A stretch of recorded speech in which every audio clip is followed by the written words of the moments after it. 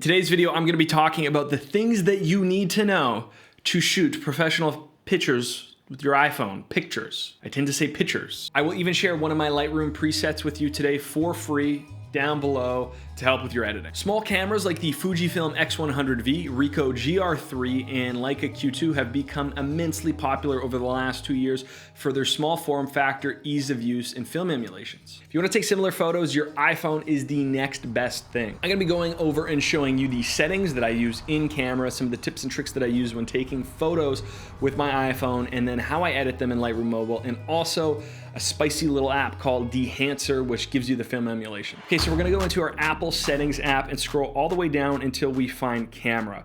Click on Camera and then click on Formats. I like to use most compatible when we're talking about the camera capture format. High efficiency is good as if you have a lot of photos and you just kind of keep them on your iPhone, but I like the compatible version so that I could send them to my desktop and use them for different things. You want to make sure that Apple Pro RAW is clicked if you have that. If you have an iPhone 12 Pro or greater, you're going to get better photos, the cameras are better, and there's just more settings within the camera. If you don't have these things, everything that I'm talking about will still apply, but we need to go through them so that you have the best settings. We're now going to go to Preserve Settings, which is just under the same thing. Now I have almost all of these here, and that's because I don't like when it resets the camera every time. And this is very important for exposure adjustment, which we were going to talk about when we're talking about the camera settings when actually taking photos itself. So just make sure that exposure adjustments clicked on preserve settings. The rest of them, that's kind of up to you. I would actually keep on Apple Pro RAW and Live Photo, because Live Photo I find extremely annoying. Composition grid is great to have on, because then we could use the rule of thirds.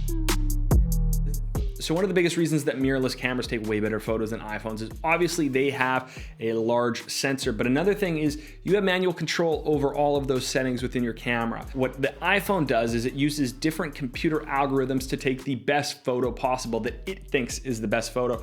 And one of the things that it does to do this is they like to prioritize dynamic range. So they're actually gonna be exposing for the shadows instead of exposing for the highlight. Filmic kind of photography style would be exposing for the highlights first and then figuring that out later in post, maybe bringing up the shadows or whatever you want to do to get the style that you look for. So to compensate for this, we want to adjust the exposure in our camera. Now this is going to be the biggest tip that you take away from the day is the exposure compensation. What I typically like to have this at is around -7, but it really depends on the image that you're capturing. Maybe there's a lot of light and you need to take it down more. Maybe there's not a lot of light and you got to bring it up a little bit. So that's why I like having preserved settings there, and I like having the exposure compensation right there so that I could always kind of change it. There's really good resources online where you could learn composition, and I'm not gonna make this a whole masterclass on that. But if we use that grid and align things to the rule of thirds, it'll look a lot better. Another thing that we could do to take better photos is use leading lines in our photos to lead up to a subject. I'm gonna link a really good article below on composition that's very easy to read with great visual examples that'll help you some of these composition elements, because I have to admit, I don't know all of them by heart, and I don't wanna make this video all about composition. Okay, I'm gonna be editing a photo that I took in Mexico last January. It's of a Toyota Hilux. I really like this photo. The first thing that I'm gonna do is go into the edit panel. Now this recently changed with Lightroom, and we're gonna look at the light. I typically don't touch any of the kind of basic adjustments, and I go straight to the S-curve. And what I'm gonna do is bring up the middle here just to get a overall better exposure, and then I'm gonna just crush the blacks a little bit. This is a method that I use a lot on different photos, or I'll kind of reset this and we can just do a basic S-curve. Always kind of looks pretty good here as well. This is a little dramatic. So I think that looks good. We brought up the exposure a little bit. I'll show you the difference here. And it's already starting to look a lot better. I think it's still a little underexposed, so I'm just gonna bring the overall exposure up just a little bit, bring down the highlights a little bit. Actually, I'm gonna keep those the same. Contrast looks good, and I'm pretty happy with how the exposure of the image is looking now. Now we're gonna go to color. I wanna bring the warmth up just a little bit here because we were in Mexico, and I like the warm kind of tones. I think that the tint's fine. If you wanted to, you could bring up the saturation a little bit. I typically don't. Bring up the vibrance just a tiny bit. And then I kind of play with this to see where I like it. The thing that I typically do, and it really depends on the photo, is I'll desaturate the blues a lot, and I'll kind of play with these back and forth. Now there's not a lot of blue in this image. There's some green here, and I just like kind of playing with it until I get somewhere where I really like the image. And with this image, there's not really a lot that I want to do to it. because I kind of like the way that everything looks as is. But if there's a specific hue that I wanted to remove from the photo, which is typically blue, I just like the look of the desaturated blues, I'll do that. But for this, I'm pretty happy with it.